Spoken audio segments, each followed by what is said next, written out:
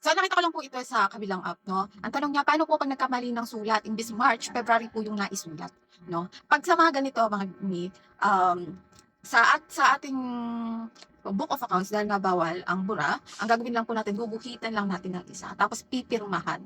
'Wag po kayong gagamit ng correction pen o kaya naman ng correction tape. That is why pagdating naman sa book of ano natin, sa book of, sa ating cash receipt journal, importante na meron din kayo nitong daily sales report. Dahil dito sa daily sales report nito, maiiwasan nyo na yung mga bura, no? Yung pagkakamali sa pagsusulat sa inyong cash receipt journal. Bakit? Ito na, isusulat nyo na lang yung date.